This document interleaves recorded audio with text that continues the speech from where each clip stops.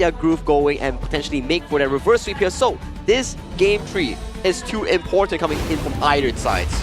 Way too important, right? Going into this one, it's got to be, you know, again, Alpha 7, look at things as a best of one. Slowly but surely, it seems like you had 2 games where you had opportunities to win, and yeah, you fumbled on both of them, but you're not out. You got to stay positive, and you have an opportunity here. Compose and calm and collected here. The 3 C's is exactly what Alpha 7 and Elevate needs coming into this game number 3 because everything is on the line right now. Alpha 7 will have to do whatever it takes to push the series to a further reach until that game 5. But if are they able to do that?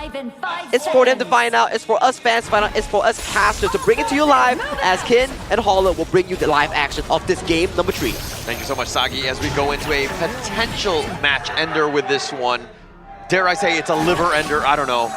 But this is not a good situation to be in if you're an Alpha 7 fan. And Elevate doing what they can. I mean, they had a great early start last game. They will continue to try to put that pressure on. I mean, that pressure is a privilege for the strong. And right now, Niap is going to try and put this weight on his shoulders. He needs to have a successful game against Hyde, because if you allow Hyde to get that advantage, you are going to be slammed against the wall, and you're not going to like the truth of that. Oh, for sure. For sure. You're definitely going to have a rough time on this one. But again, Alpha 7, okay, continue on. Weisacer had a good game last game. They need to do that, more of that, right? Danny, on the other hand, he needs to step up because he did not have a great game. He needs to support the team. I talk about it. Alpha 7, this draft, it's a death ball composition. You need to go in together. And Elevate, they need to play the cards right? Time and separate the usage of your skills. You will find value in that. Yeah. At the same time, I also feel like Fury, I mean, yeah, he had a good game last one, but this is also one with the mind. This is the thing, you gotta start the tempo. You gotta get in his face. You gotta potentially get some sort of pick off. Maybe you go for Hyde. I think for now, the game plan from the side of Alpha 7 is, okay, let's give Danny confidence back. Let's give Danny financial advantage. Let's help him rotate faster. Okay. And it looks like Danny, on the other hand, he'll take this farm. This is great, right? Alpha 7, they want to be funneling the farm into Danny. Let him get a little bit of a head start. But they find it. Fury, I was talking about it on the Hyde. All the pullback. He was trying to flash away, and he got caught in. Yap getting first blood. That is the value of the Mayin, pulling you back into the grip. And this one is a vice grip. Alpha 7 get a good start. It's 1 kill, not the biggest lead just yet, but there is a potential to make this into a giant snowball that's going to cause an avalanche that is a mountain on the side of Elevate. All right, I think you made a mountain out of a molehill right now. It's just first blood, not the end of the world. We're going to get there, right? But a great start. This is something that they need to do. You got to focus on a player, make sure that that one guy has a bad game, and the rest of the team can take advantage of that. Exactly. That's the game plan, right? And I think all of our ranked teammates have achieved that recently. So let's see whether Elevate will be looking for that winning formula, because this one, if they win, they proceed and they knock Talk BR Dreams all the way out of KIC 2025. I don't know what happened with the schedule, but Azar getting picked off, that is something that we didn't even see in the last game. He's going to die pretty early in this one. Okay, so it's not looking great for the side of Elevate, but you know what? Haru has been farming quite well so far.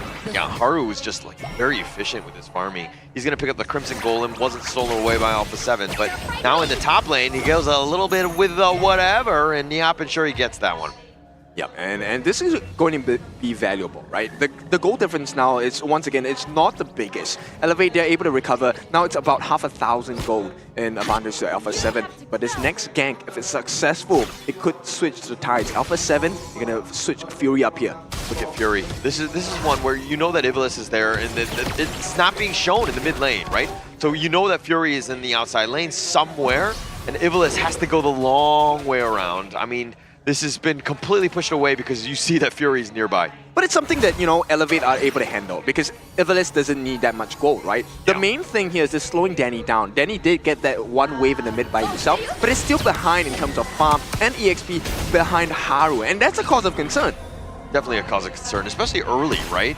Elevate doing a great job of ensuring that Haru does get that farming efficiency as they rotate around. The 4-minute mark has just happened at this point, so the Tyrant, next big target. Right, so the goal difference still stands the same. Elevate will be trading by a little bit, but if they get this with no contest, Alpha 7, they might regret the decision here. Yeah, they just gave it away for free. They were not really contesting. I mean, look at where Danny is. He's all the way in the top part. Yeah, they'll take the Peasant at this point, but it's really not a good trade.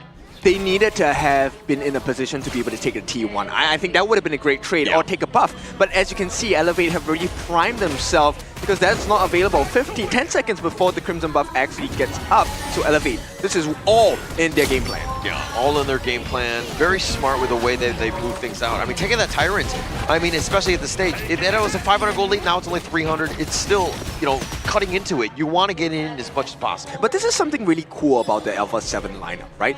No matter what happens, they seem to be able to farm go really fast across the map. Oh no, Oh, he was looking for the ambush, but then he got caught out. He's gonna have to just sprint to safety, but he thought he was the aggressor on that one. Yeah, for sure. It's good news for him, he didn't have to burn his flash, so there is a potential of a nice setup available. Oh, the Ruin Engine, the Unending Sorrow just mitigating that, so Impressive is gonna be back.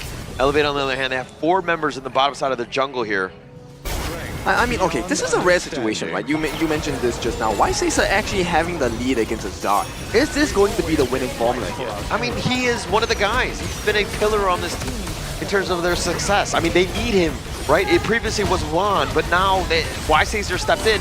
He is the guy, and Danny's been stuck in. It looks like he's going to be killed. Haru gets that one, but now Azar solo. He's going to be picked off as well. And Niap is on the killing spree with this double. He's going to do a little bit of work, but Haru is going to get over that wall with that path of passing, and with that kaleidoscope, zones him away. Okay, so Danny made the ultimate sacrifice there, but I think the rewards were well worth it, right? They get the Ivalice, they get Azar, they slow down the farm on this Flowborn marksman, they buy themselves more time, and if they can take this T1, it's going to be maximum value. Yeah, Haru taking a lot of damage, but now they're going in with that shielding. It's not enough with that Ruin and the knock up. Why Caesar's gonna get that one, and they want to go for at least some sort of revenge kill. They've been slowed down. Alpha 7 getting on out. This is why Chalk VR is scary, because you may beat them down, but they will never stay there for long.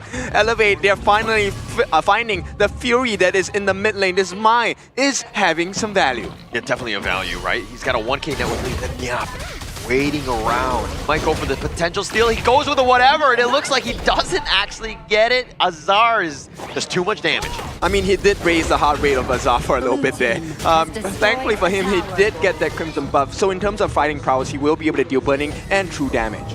Yeah, all about that at this point. I mean, Elevate, Haru's not going to have that buff. He's got the blue, so it's going to help him in other ways. But still, Alpha 7, you want to contest. You want to be in the heads of Elevate. Yep, and it's looking like it's a good sign, right? If you take a look, 5,500 for the side of White Caesar already has a Master Sword along with the Eternity Blade as well. That's a huge amount of damage. Haru, like we saw, couldn't handle the damage, and when you're pairing it up with Fury as well, that could be an insta-kill. Could be insta-kill, and that's what they're trying to aim for, right? I mean, yeah, you have Impressive with that on SR. Those heals are something that you need to kind of work around, but again, Alpha 7, if they're able to find you, they have that potential burst. Yep, and even Impressive will not be able to save it, right? The burst speed is too fast. I mean, that's why it's called burst. Yeah, for sure. I get it. But now Elevate here, Haru still with that farm, a slight level advantage over Danny at this point. They want to defend this mid T1, but Alpha 7 on the wrap. Looking around, Danny's in a bad spot. He needs to be careful. He has that wind slash, but now he's being focused. He might have been Truth on the wrong way, but Niap looking for the angle, only gets one, and that's Hide. And the Unending Sorrow, this will heal and mitigate a lot of this one. Haru still up in front, and Alpha 7, both of these guys are poking and prodding. They're not really finding it, but they get the Ruin Engine and they find Hide. Yeah, Fury, what a play, and the T2 should be guaranteed for the side of Alpha 7, but the T1 will be the trade. And you know what, Alpha 7, I think they're perfectly fine with this. Yeah, they'll take this mid T1 at this point, so Elevate getting something. The Crimson Golem stolen away by Wise Sacer, but the top T2 looking to go down here. Yeah, this one is a guaranteed. Why Caesar, he does have the Crimson buff as well, stolen away from the side of Elevate, which is why they're taking a peek inside the jungle. But look who's there, Danny is there as well. And now Elevate, for the first time in 2-3 games, they're getting a taste of their own medicine. Yeah, definitely their taste of their own medicine. I mean, 4K up, this is exactly where you want to be for Alpha 7. Again, it's all about finding the pose. Impressive with that flash. Haru is there, but the wind slash not going to connect. Danny's got those shields with that Gale's Benediction. They find Haru, they do some work, and they do get the pick off. Alpha 7 making them pay. Hide is a little bit low as well, but Alpha 7 got what they wanted, which is, of course, Haru. Yep, this death ball, I told you about it. Alpha 7 needs to group up, and the fact that Fury, he got the attention of Hyde, 1v1 made it out, and now Danny, they reward the team with the Tyrant. It's not the Shadow version just yet, but look at that. 5,000 goal lead for the side of Alpha 7. Huge lead for Alpha 7. This is the game, and this is the style that they wanted to play. Elevate should have been on the back foot. Alpha 7 not able to find it. They decide to go the flash away. Impressive with that unending sorrow, and they find Azar. They don't have that damage. Not Nyap with just not enough. They're tired of watching Azar on the MVP. It is time for Alpha 7. And now, with the T2 taken in the mid, Alpha 7, they bid their time, they get what they want, and they get out. Yeah, they get out for now, but why say, sir? A little bit of half-life, he'll play a little bit dangerously. He has that dragon if he wants to go, but now in the mid lane, Fury's still there. They find Haru, who's getting a little bit low. He has the shield and an infinite fastness. I thought he was gonna go for it. I was like, don't do this, so I say, sir, and he gets on that. Yep, overdiving is not part of the game plan for the side of Alpha 7. And then bear in mind now, White Caesar has a lot of damage. He has a Daybreaker just recently picked up, so that Blood Rage is going to be negated by the side of Haru. Yeah, I really like how Weisacer's really taking the onus on him to really step up. He's really done a good job in this series, putting themselves in. But now Haru and Hyde with this Azor. Nyap looking for the play, goes with a whatever. But the Aerostorm on the zoning side, Azor Golem going to be taken away by Elevate. It's all about by time, right? Alpha 7, they know what's at stake here. This is the 10-minute mark. This is the shadow variance of both objectives. Now, the question is, Alpha 7, how do they want to play their cards? Do they want to go for Iron first so they can stop the attempt by Elevate at the Shadow Overlord? And it looks like that seems to be the game plan. Yeah, I think that's fine. You don't need the Shadow Overlord for this one, for the push at the point. You want that damage. Maybe you win a little bit of a team fight, take the bottom T2, and then start looking at T3s a little bit later. Yeah, right now, Elevate, they will take a peek. They want Fury. A taste of this mine will be great. The Death Precipice with that slow, but Fury with just too much mobility, no sort of catch. Alpha 7 are making their way into the mid lane. Yeah, and look at that. With the distraction, they get a T2 as well. Elevate struggling to keep the rotation on pace. Yeah, they can't keep up. I mean, they're trying to react, but they're just too slow. They're sticking together. There's like this giant blob that is moving again way too slowly. Yep, and they're being pulled in all the different directions, right? So Alpha 7 now puppeteering the movements of Elevate. And what does this mean? Once the 50 seconds are up, they can actually go and take the Shadow Overlord. And that is not good news for Elevate. Yeah, and so when we talk about teams having a good early game, this is the way. This is why it's so much easier. You're able to kind of control them, push them back, make them play your game. Yes, that's exactly what you want to do. I'm pulling the strings, puppeteering. Nyap one. He might as well give his life. But no, this is a Manyin we're talking about. He's going to run rings around the rosies with you. But Haru, he's in a very vulnerable position. But the rest of Elevate are going to be there to ensure that he is safe. This could be a potential gank attempt. And they find Danny. They want to go for this Azor, but he's being bounced around. They have the damage, and they do get the Seer State onto Danny. And now comes Nyap. He's going to go for the whatever play. He's finding onto two. He wants to go for Azar, but he's going to be picked off as well. A double kill going the way of Haru, and they make them pay. Elevate, you don't get greedy with them. The moment you make a mistake, they are all up on you. They will get the knockup. It's not going to be enough. It is only a poke. And right now, Elevate, they have a big reward waiting, and that's the Shadow Overlord. I don't like it. I don't like it at all. I mean, Danny had that moment. Yes, he gets picked off, but you cannot continue to fight 4 versus 5. That's an impossible task. And now the Overlord being picked up by Elevate, they've completely shifted this game into their favor. Yes, and that gash at the bottom side, it is a little bit deep for the side of Elevate, but with the Shadow Overlord, they can stem the bleeding for the moment, maybe make it hurt for the side of Alpha 7. Yeah, and look at Haru, man. This is becoming that raid boss. He's going to be so difficult to deal with. There's really no answer. I mean, Weisacer has that damage, but you got to be so careful with the positioning here. Okay, but this is why early game is so important. They have to burn through 5. Oh, they find Azar. They get the pick. Nyap going all in for this one. He will trade his life away, but that's a bit of an opening. And now Haru is vulnerable. Danny not able to get the wind slash. Haru is continuing to farm as he makes his way back into the base. Danny's still up in front with Impressive. He wants to go for the Crimson before he continues on. Has the wind slash, finding the target and gets Hyde. So they do make a pay in Alpha 7. Bouncing back again. But this is a high risk, high reward. And it feels like Alpha 7, they know the odds. They're not going to be playing against the house here. This means they're going to try and defend against the Shadow Overlords coming down. They're going to send Fury to do so. In the meantime, stop that growth from Haru. They steal it away. Azure buff, that is, goes into the hands of Weisacer. Yeah, but one thing to take note of is the top T2 went down. The Shadow Vanguard is in the bottom lane, making some serious headway. So this is a good way of just getting back into the game, and you're forcing movements by Alpha 7 to respond. Elevate on the end, yeah, Hyde is down for about 5 seconds, but this is the best of a bad situation. situation. Yeah, so Elevate, I mean, they extracted the maximum value out, True. right? 2 out of the 5 turrets that are still available before you have access into the T3s. Now Elevate has taken down 2 of them. So with that being said, there is an open opportunity, a chance for Elevate if they break the T3 at the top. Yeah, but Elevate have an opportunity. Like, it's not like they're completely blown out of this game.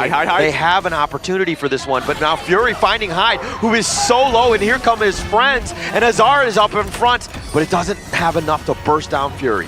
He doesn't need to. It's all about sending Hyde home. Right now is an unfair advantage. Danny, he will be accompanied by Bilal, who has the butterfly effect. This is not a fight that Elevate can take. Yeah, they can't take it, and they will. I mean, Alpha 7 will pick up the Shadow Tyrant. Again, a little bit more damage. Impressive. Needs to be careful. The Unruly Blade used just his own. Yeah, man. But look at the access. They have given Y6 so much space. This is what you want as a farm lane. Yeah, you want a free farm. I mean, he has largely been quiet. I mean, he hasn't done too much, but like he's 12,000 net worth, right? 3K net worth lead over Azar. He's 3-0-2. He's doing everything right. Yeah, he is 6 slaughtered, by the way. This is going to be a scary situation, Siege Breaker. They also have information on the members, position of the members on the side of the Elevate. So right now, it's all about just a slow siege. Yeah, slow siege Haru with the tether onto Fury. Fury will have a little bit of a harder time as well, as that now Haru's gotten that tanky level where he's going to be difficult to deal with. Okay, but they will be running out of time soon on the side of Alpha 7, right? Once Azar gets that 6 slots, his Arrow Storm, Arrow Shower will start to hurt. Oh, Wind Slash finding Haru with that Flaming Palm. He has to pop the Blood Rage. He will get on back, but that was so close as well. Yep, that's a great burn of resources here. Alpha 7 looking for the T3. The Unruly Blade onto this one. Just more of a zoning, but they tagged the top T3. Danny dodging the Arrow Storm. He's going to be moving back into the mid lane. Haru with that Death Precipice. Do they have any sort of chase? The Wind Slash on top of him to slow him down. Now the Unruly Blade. They're in and Hyde with the truth. He's trying to set things up, but it wasn't really great. Nyap with a pullback on Anixaro negating most of that, but they've gotten Hyde in the end, and they've gotten Iblis as Azar, and now they will look to just chase it down. They've gotten Haru and Alpha 7. All they need to do is deal impressive, march it down in the top lane, and they will get game number 3. Yep, this is a great response from the side of Alpha 7. Crystal on the menu. They take it for the win, and there is hope for Talk BR here. A glimmer of hope. A glimmer of hope. A glimmer. I don't want to get ahead of myself.